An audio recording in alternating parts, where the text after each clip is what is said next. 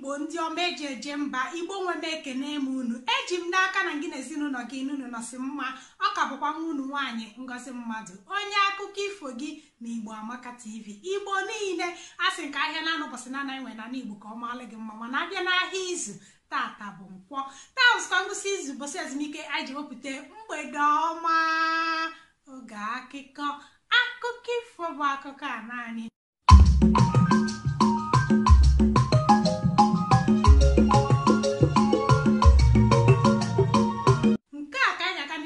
n'oge awa akụkọ anyị tata ọ bụ gịnị ka anyị kọkenenu maka Ichie Omemgboji ya na ndị inyomie ya bụ ndị nwunye ya na-abụ unu akachitekwala akụkọ a nne m nna m mụrụ m kpọm Ugomma Ayamma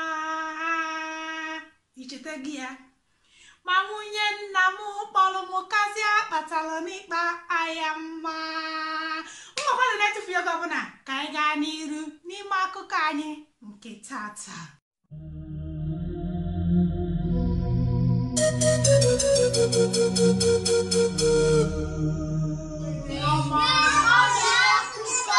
mgbede ọma o nwere akọ m ga-akọrọ unu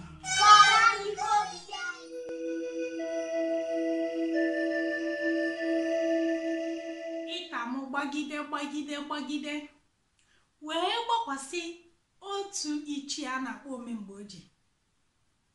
Omemgboji nụrụ ụmụ nwaanyị na-abụ Ugodi ya na Ogbodi ya nya bụ nwunye ya nke izizi bụ Ugodi ya nwunye ya nke abụọ bụ Ogbodi ya Omemgboji fụrụ nwunye ya nke izizi n'anya nke ukwuu mana ọ mụtarala ya nwa nwunye ya nke ịbụ bụ Ogbodi ya mụtara ụmụ ịtọ ụmụ nwoke na-abụ n'otu nwa nwaanyị mana ịfụnanya Omemgboji nwere n'ebe nwunye ya nke izizi nọ karịrị ịfụnanya nwere n'ebe Ogbodi ya na ụmụ ya ịtọ nọ nke a na-ewute Ogbodi ya nke ukwuu ọ nụrụ na-eche kedu ihe ọ ga-eme Ugodi ya ka o si n'ụlọ apụọ oge ọbụla ọ na-akị ya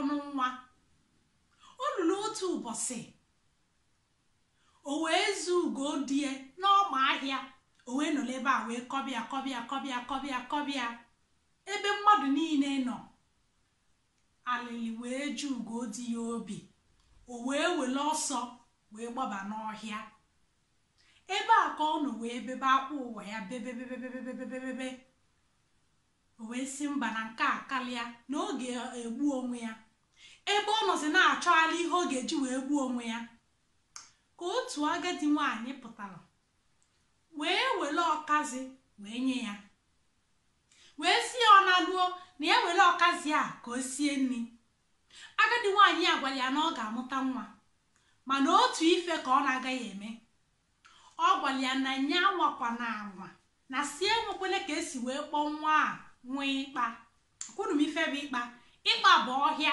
unu ma na ala Igbo na ọhịa dị n'iche anyị ga-abịa nka mana ịkpa bụ ọhịa ịkpa bụrụ oke ọhịa ịkpa bụ ụdị ọhịa a na-aga akpata nkụ ọ bụrụ oke ọhịa ka ọ bụ o wee bịa si akpọkwana nwa a nwee ịkpa oge Ugodi ya natalụ sichaa nri di ya nata onye ya nri olie ọkọọlụ di ya ka ịnya na ije si wee gaa ihe agadi nwaanyị na-egwara ya okwu agadi nwaanyị ya mechara wee mee na mmezu Ugodi ya wee dị ime wee mụta nwa nwaanyị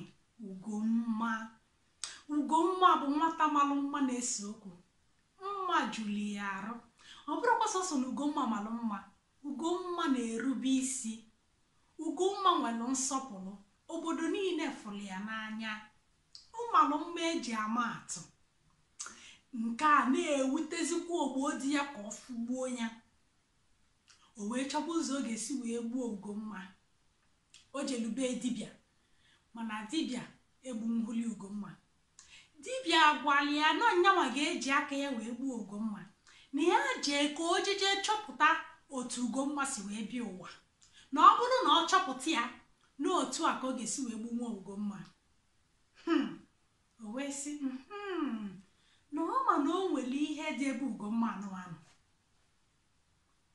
o luru otu ụbọchị Ugodi ya gabalụ be nne ya nya bụ be nne nke ya bụ Ugodi ya, nwunye ya nke izizi, wee rapụ Ugomma na nna ya na nwunye ya nke ịbụọ n'ụlọ.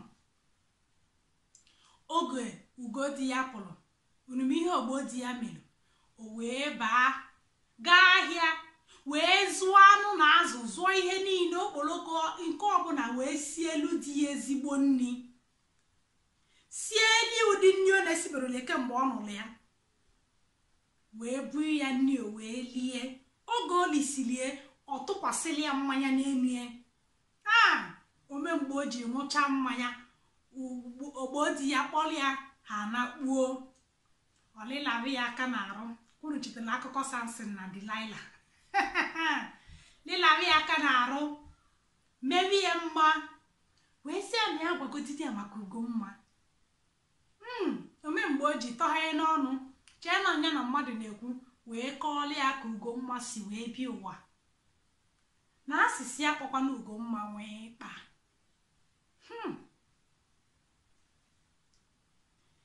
Oge chi folo, omemgbe o ji agabaga ịchụ nta,